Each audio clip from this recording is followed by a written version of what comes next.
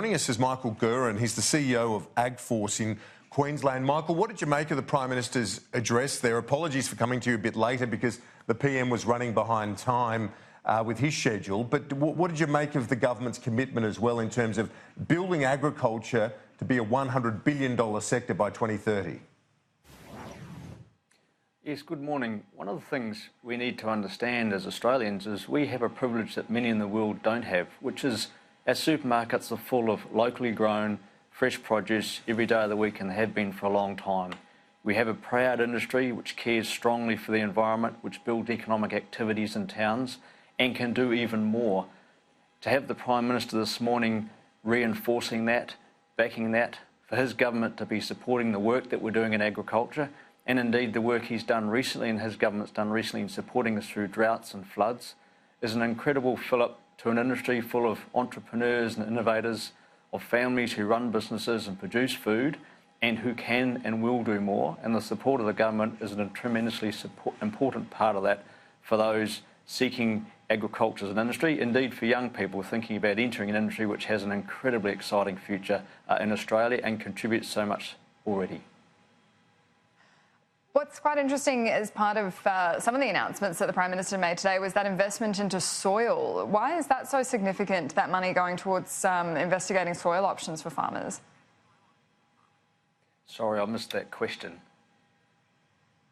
Oh, sorry, we're having a few audio issues here, but if you can hear me now, we're just talking about some of the investments that the government said they're going to make into regional areas.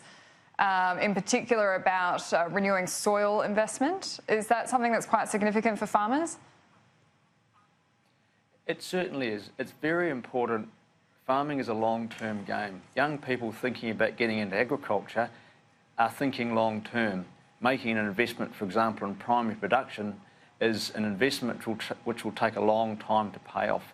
Having supportive policy settings, having the support of government, and indeed having a broader Australian community that understands the tremendous contribution the industry makes and can make are really important things to underpin that confidence and to allow the industry to move forward, and indeed for young people, for entrepreneurs, for families to commit to those regional and rural communities and to commit to that industry.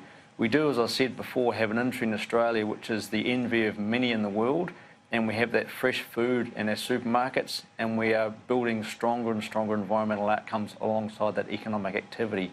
Holding all that together, having those policy settings right from government and therefore allowing that confidence is a really important part of that.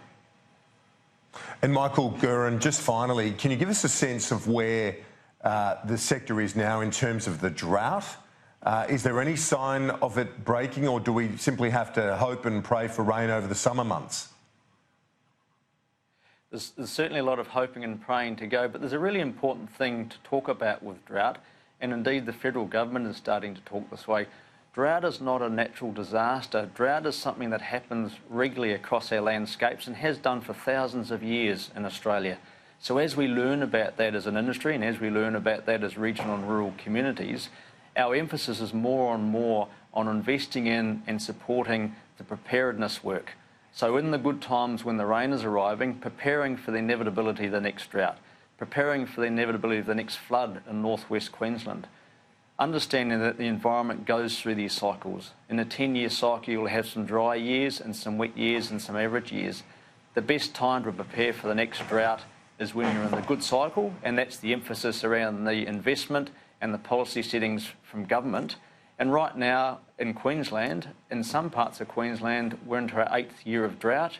We have something like 65% of the state still drought declared. So indeed, to your question, we are praying for rain. And as we come out of the drought cycle, which we inevitably will, the industry will be focused on the preparedness for the next drought.